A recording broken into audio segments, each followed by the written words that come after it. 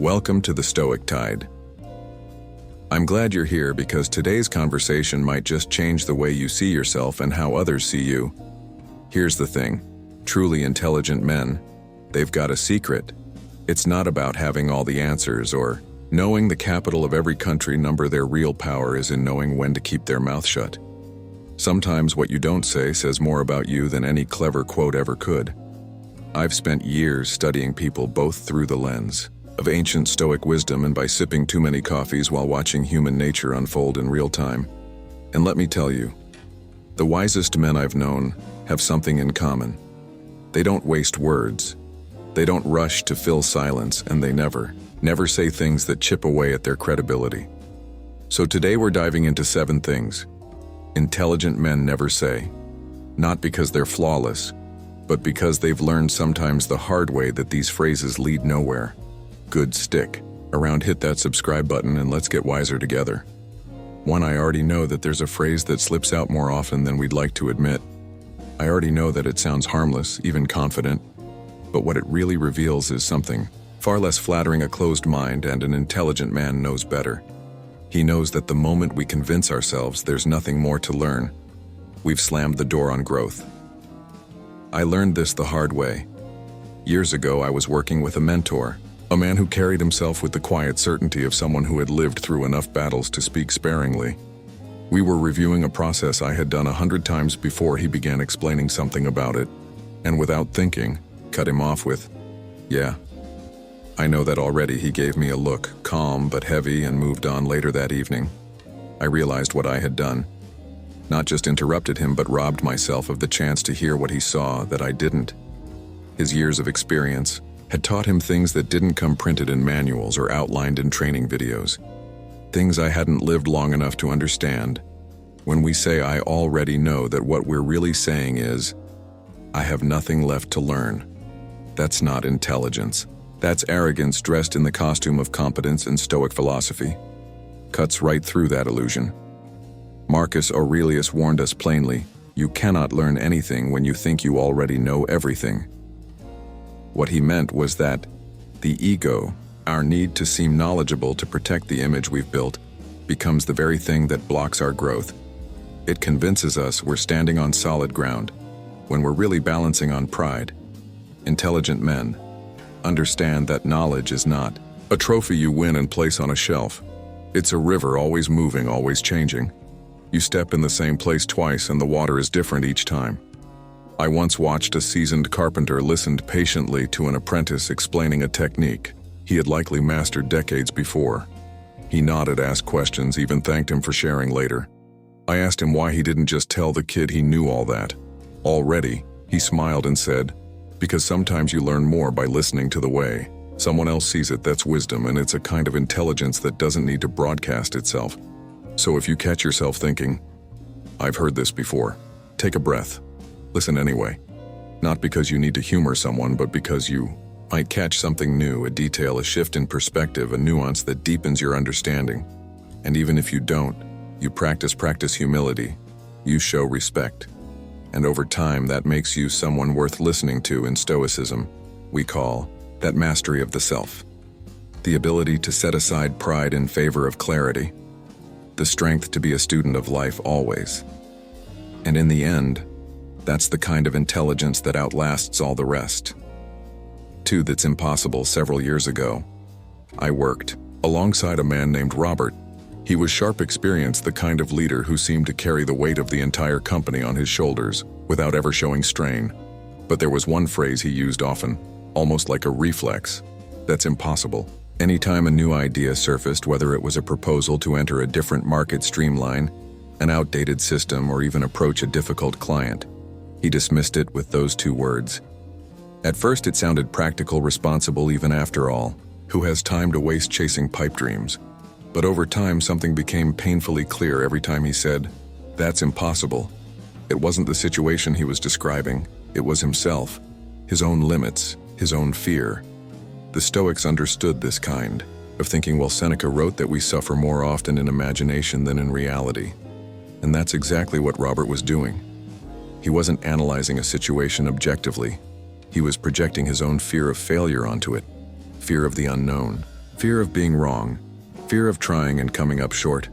It's a quiet fear, the kind that doesn't look like fear at all. It wears the mask of logic, caution, practicality, but under it is the very thing that keeps us small. The belief that if we can't see the entire path, we shouldn't take. The first step, Stoic philosophy, cuts through this self-imposed paralysis by reminding us that the obstacle isn't the problem. It's our perception of the obstacle that defeats us. I've seen this firsthand. There was a project I was once part of years after working with Robert. The budget was tight. The timeline shorter than seemed reasonable, and the team inexperienced. Every logical bone in my body told me it couldn't be done. But instead of saying, "That's impossible," I tried something different. I asked myself, what can I control today? What's the next small step I can take? That project turned out to be one of the most successful I've ever worked on. Not because we performed miracles, but because we refused to be paralyzed by the scope of the challenge. We stayed focused on the next step. Then the next, Marcus Aurelius said, "You have power over your mind, not outside events," and that became the difference. When a man says, "That's impossible," he is declaring defeat before the fight begins. Intelligent men know that what often feels impossible is just unfamiliar. Amar. It's not a wall, it's a challenge to step forward. They understand that strength is not built by winning every battle, but by showing up again and again, especially when the odds seem stacked. That's the essence of Stoic courage, not reckless optimism, but disciplined persistence in life. We are often asked to do difficult things, and the moment we label them impossible, we close the door on ourselves. But the man who learns to take the next step, no matter how small, opens doors no one else even sees. That's not just intelligence, that's wisdom forged in effort. 3. That's not my fault. One of the most damaging sentences a man can utter is, "That's not my fault." It's deceptively simple, and it often feels justified in the moment when things go wrong at work, in a relationship, in life. It's natural to want to defend ourselves, to make it clear that the blame belongs somewhere else. But here's the truth. Every time we push responsibility away, we hand over our power with it. Intelligent men understand this deeply. They've learned that responsibility isn't about blame. It's about influence. And if you refuse to take responsibility even for a small part of the problem, you surrender the chance to be part of the solution. I saw this unfold years ago when a friend of mine, Michael, lost a major client. He was quick to explain why it wasn't his fault. The client was difficult. The market was shifting, his team missed deadlines, all true to a degree. But while he was busy explaining why he wasn't to blame, the opportunity to learn from the experience and improve slipped away. He stayed stuck, repeating the same mistakes, convinced it was always someone else's problem to fix. What he didn't realize was that by refusing to claim any responsibility, he gave up the one thing that could have changed his outcome: control over himself. The Stoics believed that we should focus on what is within our control and release the rest. Epicus said, "It is not what happened to you, but how you react to it. That matters." And that's the key. When we say, "That's not my fault," we place the power to change the situation in someone else's hands. We wait for them to fix it, to make amends, to do better. But when we accept even a small piece of responsibility, we immediately reclaim control. We shift from being passive to active, from powerless to powerful. In my own life, I found that owning my part, no matter how small, opens doors I didn't see before. It might be as simple as admitting I didn't communicate clearly, or that I could have prepared better. Even if others made bigger mistakes, that willingness to take responsibility shifts something inside. It builds trust, both with yourself and with those around you. It shows that you are a man who doesn't wait to be rescued or vindicated. You act. Blame is easy. Responsibility is hard. But responsibility is also where strength lives. The Stoics remind us that we are not here to escape difficulty, but to rise above it. And rising begins with saying, "What can I do differently next time?" That is how intelligent men lead, not by finding fault, but by finding a way forward. If you found these insights valuable, let me know by commenting yes below. Your thoughts matter, and I'd love to hear from you. 4. I don't need any help. One of the most dangerous lies a man can tell himself is this: "I don't need any help." It sounds noble on the surface, independent, strong. It's a phrase we've been conditioned to admire, especially in a culture that often celebrates the lone wolf, the self-made man who forges his own path and carries his burdens. without complaint, but the truth underneath is far less heroic. The refusal to ask for help is often not a reflection of strength, but of pride. Quiet, corrosive, and blinding. It isolates us. It makes us believe that struggling in silence is a virtue, and over time it erodes the very resilience we think we're protecting. I was reminded of this when I read about Abraham Lincoln during the darkest days of the Civil War. History paints him as a solitary figure, stoic, burdened, carrying the weight of a fractured nation on his shoulders. But what's often overlooked is how deeply Lincoln leaned on others. He surrounded himself with advisors who challenged him. He sought out opinions that contradicted his own, not because he lacked confidence, but because he understood that wisdom isn't born from isolation. It's shaped through the courage to admit you don't have all the answers during the brutal conflict. At Antietam, Lincoln famously visited General MLN despite their disagreements, seeking strategic insight. He spent countless hours with his cabinet, often referred to as the team of rivals, because he valued their perspectives, even when they clashed with his. This was not weakness. It was strength measured by humility. And that's the lesson intelligent men learn sooner or later. Self-reliance is important, but it was never meant to be absolute. The Stoics were clear about this. Marcus Aurelius, perhaps the most powerful man of his time, wrote openly about the debt he owed to his mentors, his teachers, his friends. He cataloged in Meditations the lessons he'd learned from each of them, acknowledging how their wisdom shaped his own. The most powerful emperor in the world did not pretend to have all the answers. Why should we? Yet many of us do. We tell ourselves that asking for help is admitting defeat, that if we reach out it's because we failed to be strong enough, but that belief is a trap. It keeps us low, locked inside our own heads, slowly drowning in problems we were never meant to face alone, and worst of all, it robs the people around us of the chance to offer what they have. When we refuse to ask for help, we deny others the opportunity to give. We cut off the mutual support that binds people together. I've fallen into that trap myself. There was a time when I thought I had to carry it all: work, family, the endless pressures that come with trying to live up to an image of strength. I thought that keeping it together meant keeping it to myself, and all it did was wear me down. The turning point came when I finally admitted to someone I trusted that I couldn't do it alone.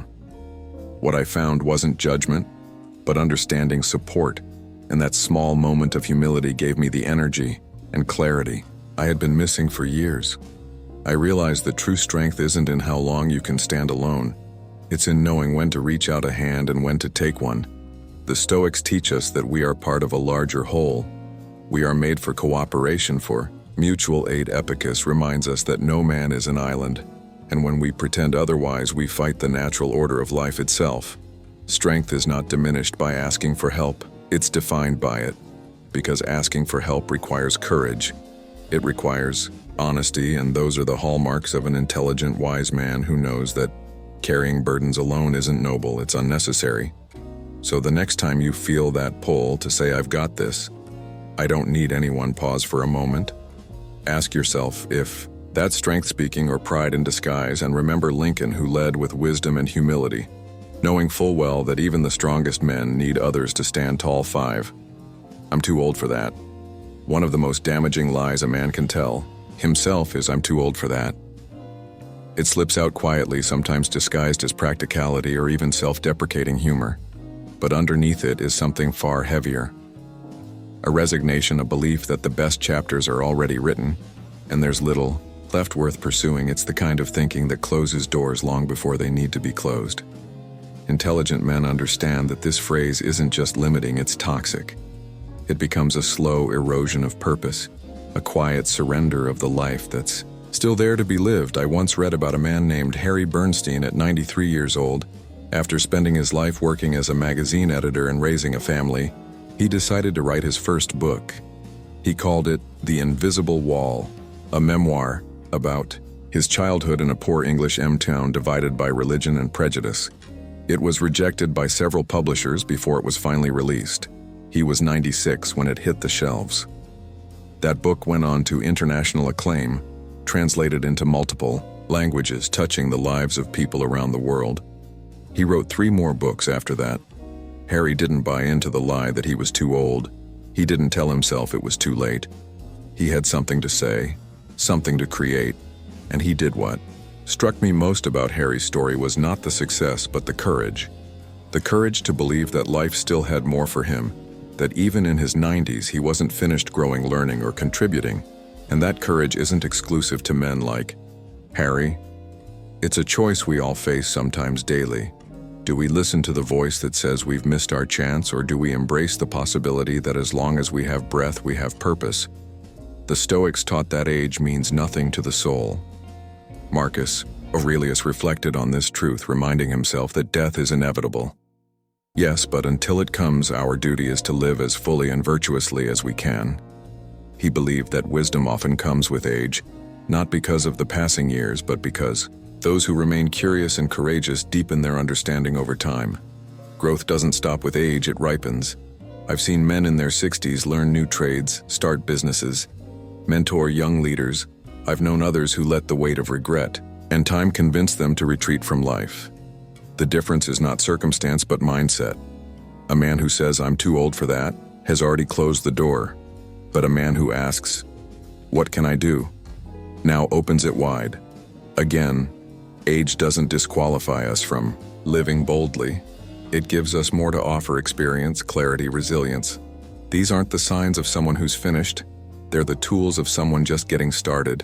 And that is the Stoic path: to keep learning, keep striving until the very last moment, because as long as we are here, there is still work to be done. If what you just heard resonated with you, give this video a like too, and don't forget to subscribe, because every time I discover a new perspective on life, I want you to be the first to hear it. 6.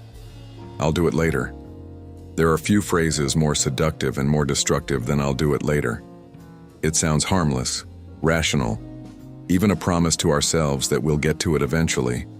But the truth is, later becomes the graveyard where most of our best intentions are quietly buried. Wise men understand this, and many have learned the hard way that delaying what matters doesn't buy you time. It robs you of it. Every time we tell ourselves we'll call tomorrow, we'll apologize next week, we'll start that project when things settle down, we are gambling with something we have no control over: time. I once knew a man named Thomas. He was successful by any measure: a thriving business, a beautiful family, respect in his community. But he was always busy, too busy. He often told himself that he'd spend more time with his aging father later when things at the office weren't so hectic. He postponed the fishing trip they had planned, delayed calling to catch up, pushed back visiting just to sit and talk, and then one day later ran out. His father passed away suddenly, and Thomas was left with a phone full of drafts he never sent and a heart full of things he never said. He shared this with me once, years later. Not for sympathy, but as a warning. We think we have time until we don't. The Stoics were painfully clear about this reality. Marcus Aurelius reminded himself daily of his own mortality, not to be morbid but to sharpen his sense of urgency. He wrote, "You could leave life right now. Let that determine what you do and say and think." That's not just a philosophical thought experiment. It's a practice. It's a mindset that intelligent men adopt because they know the clock isn't in their hands. Time doesn't wait for us to be ready.